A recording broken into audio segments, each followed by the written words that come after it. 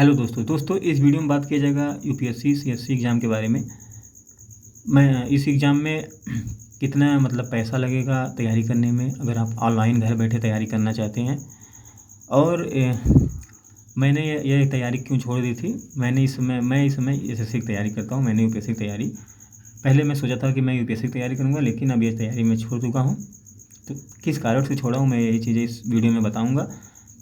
और इसमें यह बताऊंगा कि हिंदी माध्यम के लिए और अंग्रेजी माध्यम के कितना फ़ायदा रहेगा, कि वो किसको ज़्यादा फ़ायदा रहेगा कि यूपीएससी में सिलेक्शन लेना उनके लिए आसान हो जाए। और 5 साल के डेटा पे ये बताऊंगा कि किस कैटेगरी से अगर आप हो तो आप बहुत अच्छे हो, तो उसको मतलब आपके लिए सिलेक्शन होना आसान रहेगा, ठीक ना। और कुछ रिजर्वेशन पे बातें करूँगा। तो इस सबसे पहले हम लोग जानते हैं यूपीएससी में तीन मतलब कैसे कैसे क्या होता है। सबसे पहले 3 पेपर होता है, 2 पेपर होते हैं। ये सब तो आप लोग जानते होंगे, मैं बस ये बता रहा हूँ। ये प्रीलिम्स का पेपर 1 दिन का होता है और मेंस का पेपर 5 दिन, और इंटरव्यू 1 दिन का होता है 275 मार्क्स का। प्रीलिम्स मेंस के पेपर में 2 पेपर क्वालिफाइंग रहता है, एक इंग्लिश लैंग्वेज का और एक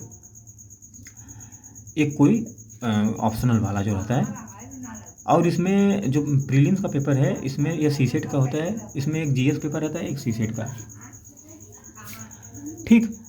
तो ये चीज़ें हो गई, तब आपको जाकर यहाँ पर आईएएस बनेंगे। अब मैं इसमें वीडियो में बताने जा रहा हूँ कि अगर आपको आईएएस आईपीएस बनना है तो आपकी रैंक कितनी रहना चाहिए। ये सब गलत बात है कि अगर आप 1000 सीट आई है तो 1000 में से अगर आपका 900 रैंक है तो आप आईएएस बन जाएंगे। ये तो बिल्कुल भी मत सोचिए। आईएएस आईपीएस बनने के लिए आपकी रैंक बहुत अच्छी खासी रहनी चाहिए, तब जाकर आप आईएएस आईपीएस बनेंगे। ये नोटिफिकेशन में आप जाकर आराम से देख सकते हैं।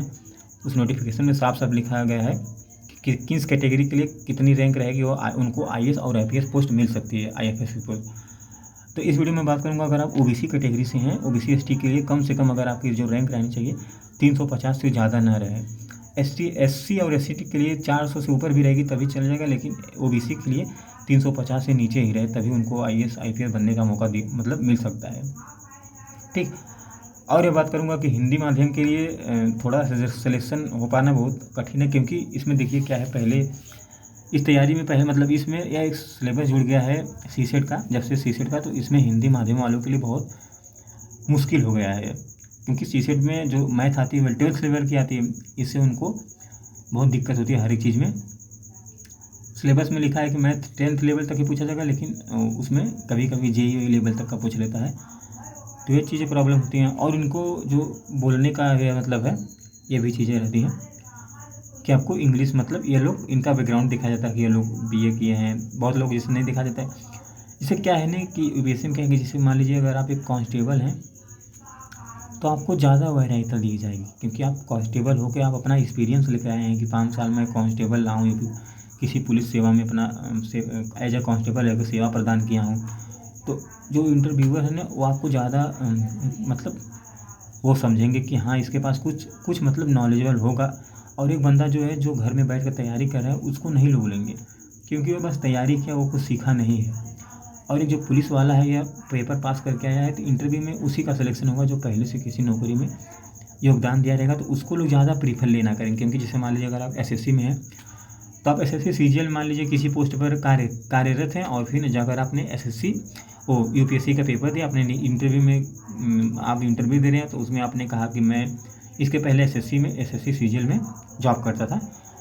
और एक बंदा रहेगा वो कहेगा कि मैं घर में इलाहाबाद में तैयारी करता था, तब मैंने 2 साल से, तो उसको नहीं लेंगे, इलाहाबाद वाले छात्र को नहीं लेंगे। जितना वो लोग प्रीफर करेंगे एसएससी वालों, क्योंकि उसको पब्लिक डीलिंग और जो भी चीज़ें हैं उसके पास ज़्यादा एक्सपीरियंस रहेगा इसके मुकाबले। तो नॉलेज पढ़ाई से ज़्यादा ये सब भी देखा जाता है कि आप किस स्तर पे हैं, क्या आपकी मतलब क्या हैसियत है, क्या आपने किया आप अपने जीवन में, ये सब भी देखा जाता है गाइस। तभी जो आईआईटी वाले रहते हैं वो लोग इतना एक्सपीरियंस ले लेते हैं, तभी लोग जो लोग कहते हैं कि बीए वालों को क्यों नहीं हो रहा है।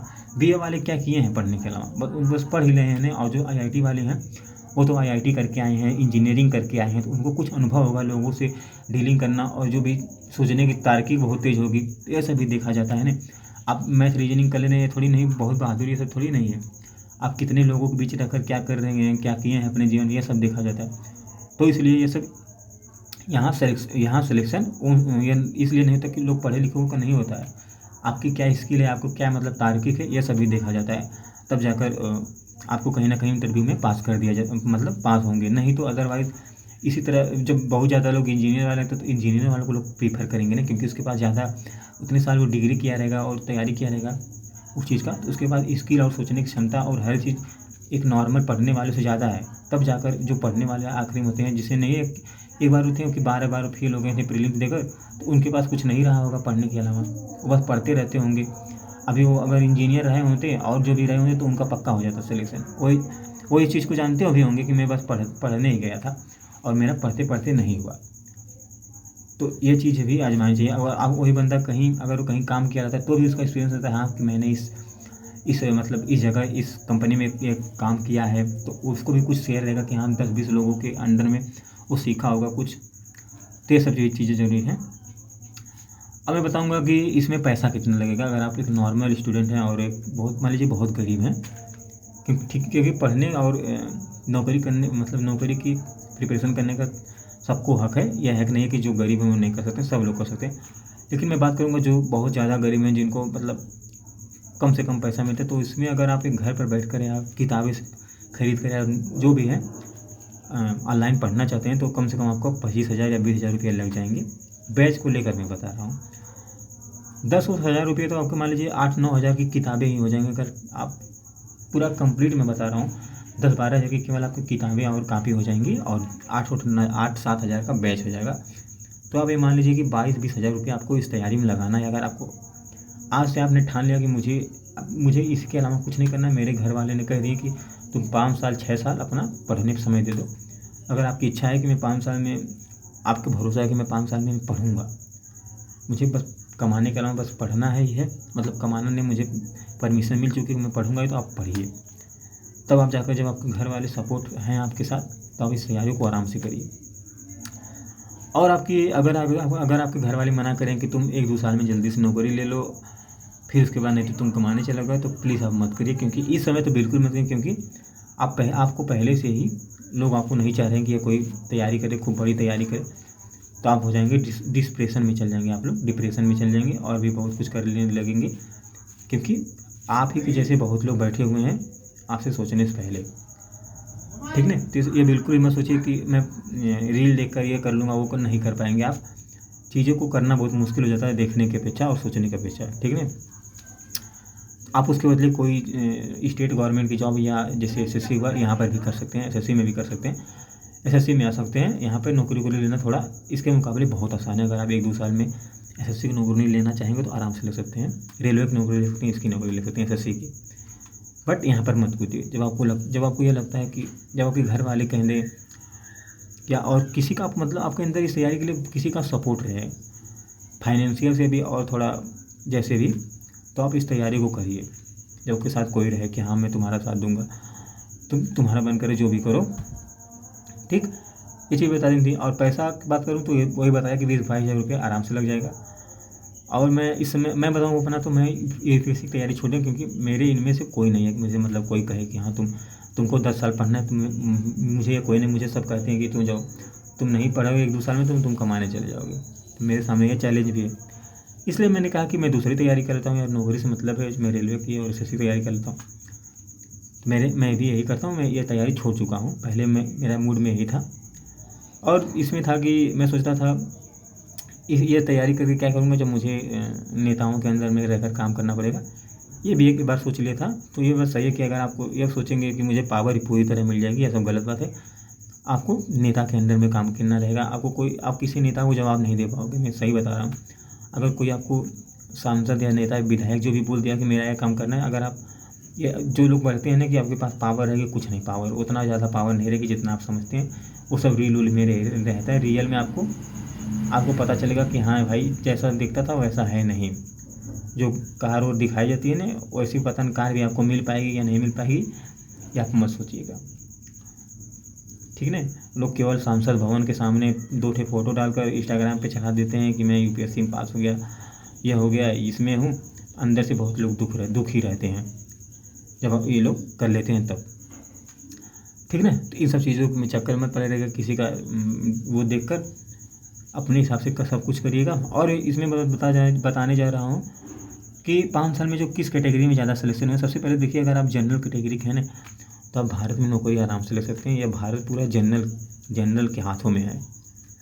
जनरल में जैसे ब्राह्मण हुए, राजपूत हुए, ठाकुर हुए, इन्हीं लोगों के हाथों में है। हर एक बड़े पोस्ट पे यही लोग बैठे हुए हैं, तो यही लोग अपने से कोई नियम बनाते हैं, कोई नियम बिगाड़ते हैं। इनको कोई बोलने नहीं जाता है। ओबीसी और एसटी वालों की इतनी औकात नहीं है कि इन लोगों को कोई जाकर टक्कर दे दे, बोल दे, ठीक ना। तो देखिए, अगर 5 साल में 2018 से लेकर 2022 में अगर बात करूँ तो 7.5% केवल 5 साल में एससी के में केवल 7.5% लोग IAS IPS और IFS हैं। और एसटी में इसमें है 15% में से 7.5%, और इसमें 2.5%, अरे 3.5%, और उसमें ओबीसी के लिए जो आरक्षण मिलता है 27%, उसमें 15.9%। मतलब इतने लोग केवल कैंडिडेट IAS IPS बने हैं।